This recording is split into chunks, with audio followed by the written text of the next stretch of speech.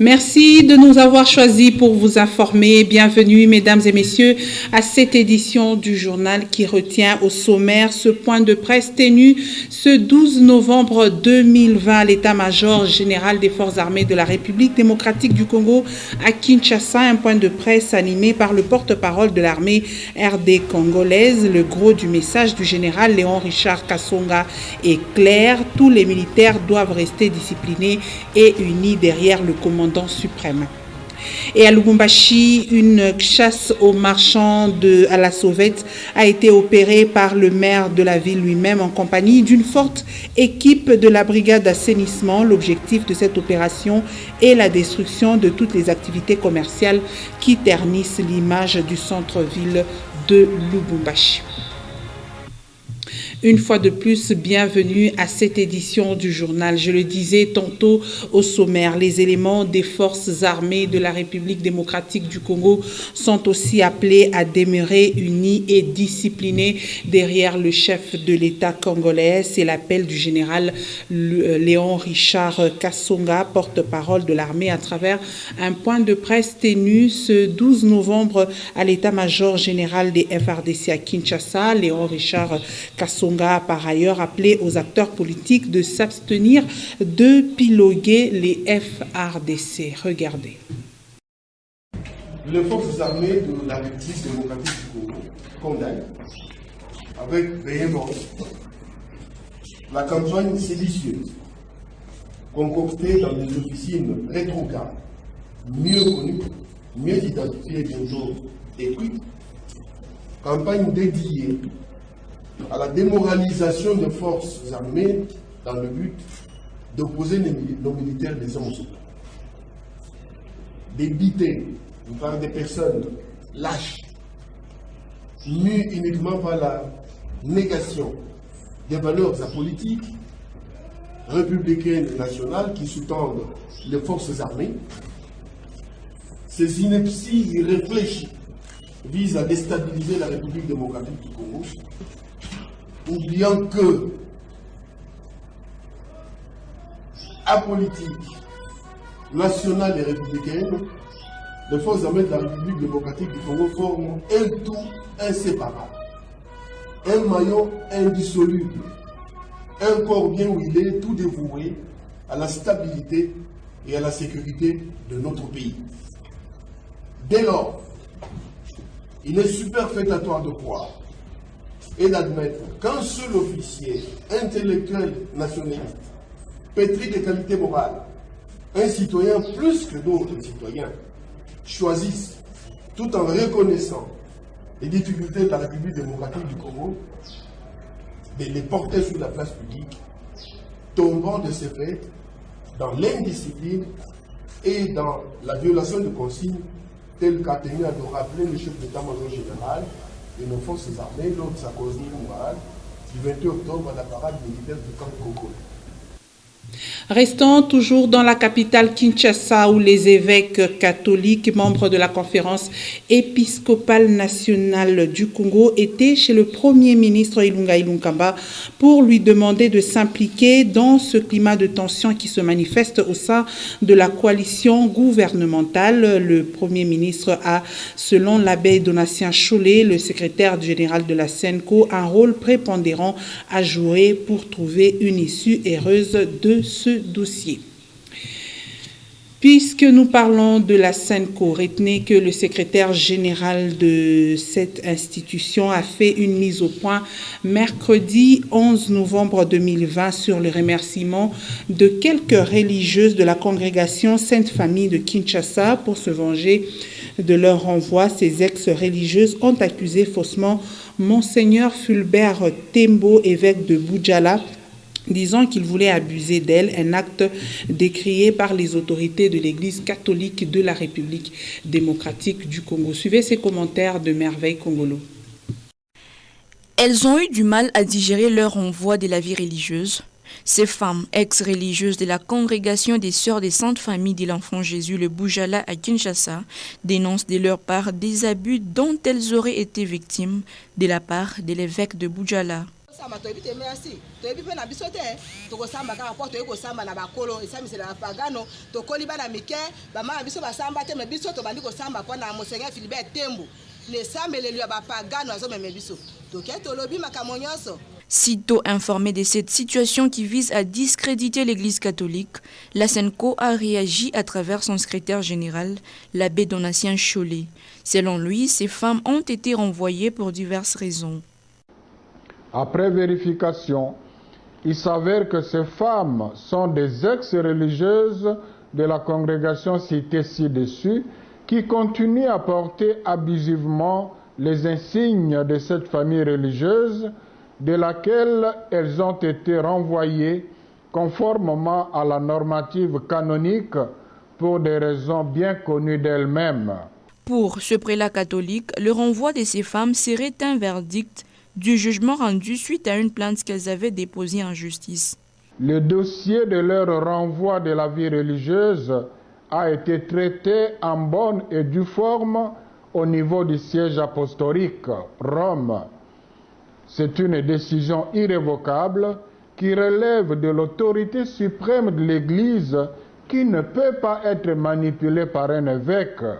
Le déguerpissement dont elles sont l'objet est simplement le verdict d'un jugement rendu suite à une plainte qu'elles-mêmes ont déposée en justice. Dans sa déclaration, l'abbé Donatien Chollet a appelé tous les fidèles catholiques à dénoncer tous ceux qui continuent à s'habiller comme faisant partie des différentes congrégations alors qu'ils n'y sont plus. Une autre mise au point, c'est celle de la Fondation Katanguez. Cette organisation culturelle rejette toute ingérence dans son fonctionnement et sa gestion. Son président national, Raphaël Mututa Mistala, tient par ailleurs à rappeler que la Fondation Katanguez reste autonome et apolitique, bien qu'ayant des partenaires, ces derniers n'ont pas le droit de se mixer dans leurs affaires. Suivez. La Fondation Katanguez tient à rappeler à toute l'opinion katangaise qu'elle est une organisation culturelle autonome et apolitique.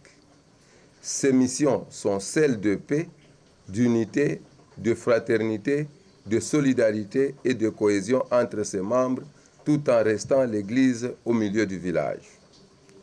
Ainsi, au regard des dérapages constatés depuis un temps, la Fondation Katanguez tient à faire la mise au point suivante. La Fondation Katanguez rejette énergiquement toute immixtion de quelque nature que ce soit dans son fonctionnement et sa gestion, tout en rappelant qu'elle est une structure autonome et qu'aucune ingérence ne peut être tolérée d'où qu'elle vienne. La Fondation Katanguez rappelle que les 4 gouvernements provinciaux du Katanga de Mambré sont ses partenaires privilégiés par excellence et l'accompagnent dans la réalisation de ses objectifs. Cependant, ces partenaires ne peuvent en aucun cas se transformer en décideurs sur son sort, son fonctionnement, ni son avenir, celle-ci étant une fois de plus autonome, apolitique et regroupant tous les Katangais sans discrimination aucune. La Fondation Katangaise refuse et dénonce énergiquement toute démarche politique tendant à la transformer en une affaire d'une seule province ou d'un groupe d'individus qui s'évertuent à la politiser au profit de leurs intérêts partisans. La Fondation Katangaise regrette la manipulation et l'instrumentalisation politicienne dont sont victimes certains de ses membres. La Fondation Katangaise s'active à organiser très rapidement des élections dignes et inclusives conformément à ses statuts et sans pression politique comme c'est le cas aujourd'hui. Enfin, la Fondation Katangaise invite ses pairs fondateurs, ses 4 partenaires privilégiés, ses notables ainsi que l'élite intellectuelle katangaise à apporter leur soutien et savoir-faire pour que triomphe à jamais l'unité et la fraternité katangaise et éviter ainsi de retomber dans les erreurs du passé comme celles des années 60. Je vous le disais en début de ce journal que les marchands dits à la sauvette et les autres personnes qui ont érigé des petits restaurants au centre-ville de Lubumbashi se sont réveillés d'un mauvais pied ce jeudi 12 novembre 2020. Le maire de la ville, Guilain, Robert Lubaba Boulouma, en compagnie d'une forte délégation de la brigade d'assainissement, a effectué une tournée de destruction de toutes ces maisons qui ternissent l'image du centre-ville. Gaylor Chamba et Léonard Zimba nous en disent plus. Cette opération ressemble à une chasse aux sorcières. Pour réanimer la ville de Lubumbashi en matière de salubrité, le maire de Lubumbashi a surpris les marchands pirates, y compris les personnes qui détiennent des restaurants indigènes au cœur de la ville. Des cabines publiques rasées, toutes ces maisons subissent la colère des engins.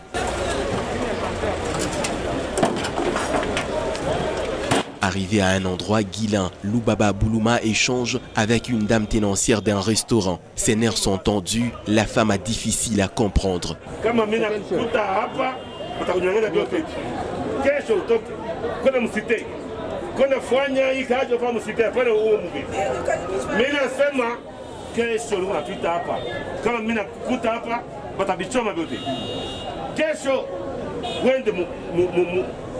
leo wende musite umu ni mutauni umu ni musantre ville hapana vitu vya hivi hapana sikia ngoleze on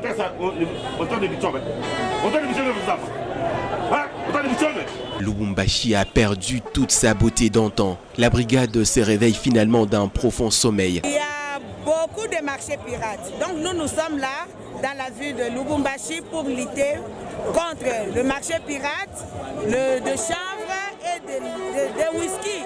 Il y a des choses qui se passent ici, vraiment, ce n'est pas bon à voir parce que nous recevons beaucoup de visiteurs qui venaient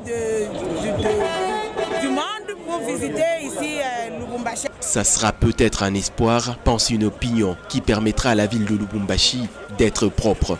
Belle opération de salubrité, mais les suivis est très attendu par plusieurs, chose qui permettra à la ville de Lubumbashi d'être propre au quotidien. Et nous espérons que cette opération va s'étendre sur tout le centre-ville de Lubumbashi. Vous l'avez sûrement suivi dans la récente scène de cambriolage qui s'est déroulée au quartier Kra. La population a pointé du doigt les éléments des forces armées de la République démocratique du Congo d'être à la base de cette insécurité, des allégations rejetées par le chef du quartier Gambela 1 qui gère ses militaires pour la patrouille dans sa juridiction. Selon lui, ces cas de vol dans cette partie sont posés, voulais-je dire, par des brigands qui viennent de discréditer cette patrouille. Regardez. Pour Eli Ngoy, chef du quartier Gambela 1, les éléments de la patrouille étaient à leur poste pendant que le cambriolage se déroulait au quartier Kra. Ils auraient pu se remettre à nous pour demander comment nous fonctionnons et comment ils sont encadrés. Ces éléments ne sont pas seuls, ils sont accompagnés de cadres de base de mon entité. L'information que nous pouvons retenir, c'est celle qu'a donnée le chef de l'entité, mon collègue de CRA. Il vous a dit que c'était des bandits non autrement identifiés. Les auteurs de cette criminalité prennent souvent la direction de la médecine humaine à chaque intervention des équipes de la patrouille. Donc, ils ne peuvent pas croire que tout celui qui a l'uniforme doit provenir de Gambela, non. Nous savons toujours que toutes les fois que nous chassons des bandits, ils sortent par la médecine humaine, par l'approche de médecine humaine. Donc, ils ne peuvent pas dire avec précision que ce sont des éléments des Gambela, non. Difficile alors d'identifier qui sont-ils exactement. Tous les autres quartiers doivent travailler ensemble pour identifier ces criminels. Pour ça, la collaboration entre les habitants des différentes juridictions est capitale. Je pense que nous, ça ne fait pas plaisir quand nous sommes sécurisés, que les autres ne sont pas sécurisés. Parce que je sais que ma sécurité dépend de la sécurité de mon voisin. Donc, je veux dire que la sécurité de mon quartier dépend de la sécurité des autres quartiers qui m'entourent. Nous avons tout intérêt à partager les informations. La patrouille mixte, une fois installée dans tous les quartiers, aura un impact positif sur la sécurité de la population et des biens, pense une opinion. Et nous allons nous rendre à présent dans la cité minière de Kipushi où l'avenue Kampemba est en train de disparaître petit à petit sur la liste des infrastructures routières. À présent, il est difficile de toute la parcourir à cause de son état très défectueux. Des précisions dans cet élément de reportage. Située dans une zone marécageuse, l'avenue Kampemba a cédé une bonne partie de son étendue à plusieurs plantes sauvages qui y ont élu domicile. Pire encore, quelques jeunes du coin ont transformé une autre partie en chantier de fabrication des briques. Pourtant, l'avenue Kampemba est d'une importance capitale. Cette route relie les quartiers Kachoma et Uhuru de la cité de Kipushi. Cette avenue qui n'a pas connu d'entretien depuis des années, une chose que déplore Ibrahim Kamba, habitant du quartier. On a regretté ça, les jeunes wetu mchinyo la kutafuta mabisukulu baanze kupigia kwa matafari banaanza kuchimbula manjimu. Hii manjimu italeta maproblème ya mingi. Ma ikianze kuyala, mnaweza swat batoto mkucheza waenda wanangukia mule, itatuleta mamustiki, maproblème tu ya mingi mingi. Batafute fashi kwa bishukulu. À en croire les propos de Augustin Mwewa, un des chefs de bloc du quartier Kachoma, une opération d'entretien du tronçon de la route serait prévue avant la tombée des fortes pluies. Maintenant, nous sommes obligés à transformer les manjimu en trous d'immondices. Donc, les bantu bote baide kipande, wanapaswa kwenda kutupa mabuchafu juu ya kuyaja ile manjimu. Dans l'entretemps, les habitants de Kachoma et Uhuru nourrissent des bonnes intentions.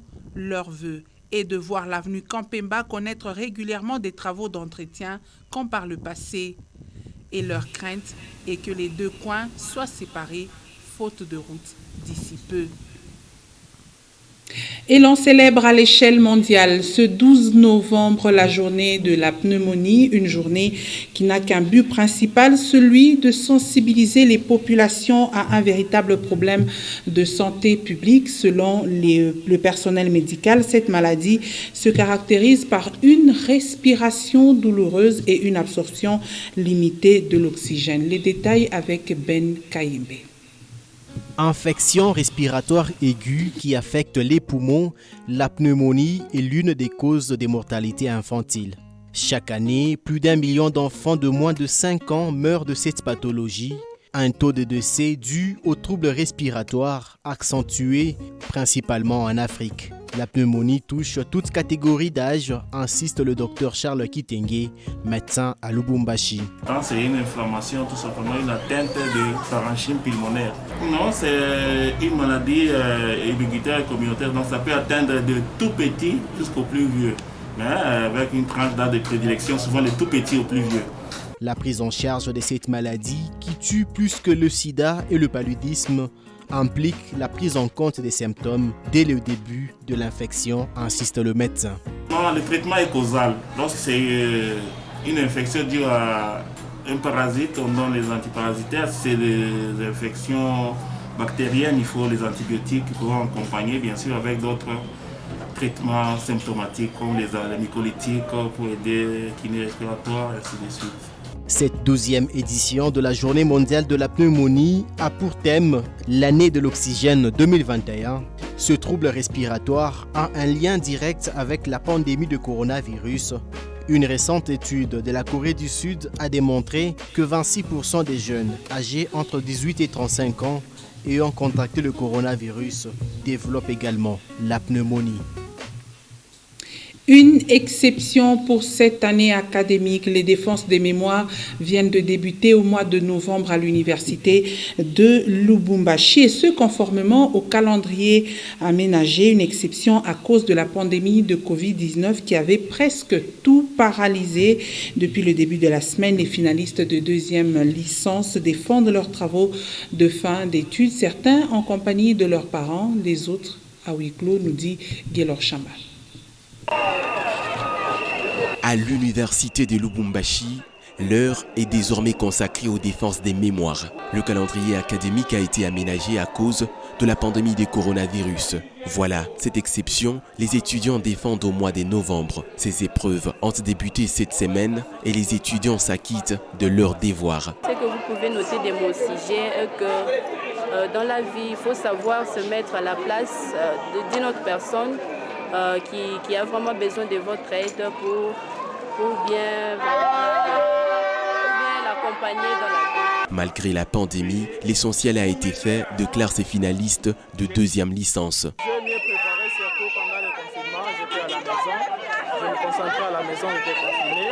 Et après, lorsqu'on a déconfiné, tout de suite là j'ai démarré avec mon travail parce qu'au moment du confinement, il n'y avait pas de l'argent, on n'avait pas de moyens, on était toujours confinés à la maison. Une satisfaction pour les parents, au moins l'année s'est achevée. Présentement, je me sens l'homme le plus heureux du monde parce que ma fille qui vient de terminer sa licence est ici à l'ISTAN. Je suis vraiment très satisfait et je suis l'homme le plus heureux de tout le monde. Ces épreuves se déroulent dans une ambiance car les membres des familles assistent, mais tous menus d'un cache-nez. Et nous terminons ce journal par cette note moins gaie. Depuis un temps, nombreuses sont ces femmes qui s'adonnent à un avortement illégal. Ce mercredi 11 novembre 2020, 2 fœtus ont été découverts, un à la commune Katouba au niveau du pont Kasungami et l'autre dans la commune annexe, précisément au quartier Caravia. Les chefs des quartiers promettent de mener des enquêtes, même si souvent celles-ci n'aboutissent à rien. C'est devenu pratiquement une habitude à Lubumbashi. Au coucher du soleil tout comme au lever, des fœtus se jettent un peu partout. Ce mercredi 11 novembre 2020, c'est au tour de 2 communes, notamment Katouba et Annexe, de découvrir le fœtus de près de 5 à 6 mois déjà. Ici, au niveau du pont Kasungami, la population, surtout les femmes, se disent indignées. Encore une fois de plus. Unazalo naweka mtusima hapana mama kani kwa kurudia kumasomo beba mtoto nichungie nirudie kumasomo hapana muika ya hivi naleta buchungu sana. Baroi kuna ituma shie bazazi turibaba mimba tunabazala banakomea me anabeba mimba natupa atele masomo yeye unafia kufunda ubebe mimba utupe masomo utafika nayo wapi leo na kesho akende kugola tafuta paka kuzala baba azitazala vila na uwa roho na uma Mungu amone fasi yetu kunaenda. Mungu afunye maisha yake yote. Atalapata bukori bwaje, ataka ashikaza lake. Même inquiétude au quartier Caravia, en tout cas, c'est un ras-le-bol. Alors, ni bana muke olie ya kuchunga ule mtoto mwanaume sashie me anamutupa. Oh, mu Bible haina hivi hapana. Huyu mwanamke ni mroshi. Tunaona ni maiti leo vers 17h. Na mama mwenye anafanya kitendo atumfamie meno mwi quartier paka. Ndio. Nasikia Mungu amuone na kule kwenye yuko kama sio fichama na Mungu amulete malédiction mubaya nya apate. Malgré ces plaintes, les enquêtes de chefs de base, cellules mêmes de quartier, n'ont jamais abouti, car les actrices, quant à elles, continuent d'avorter en toute quiétude. Merci de partout, vous nous avez suivis. C'est la fin complète de cette édition du journal. Restez en compagnie de nos programmes. Également, merci à l'ensemble de la rédaction de Nota Radio et Télévision.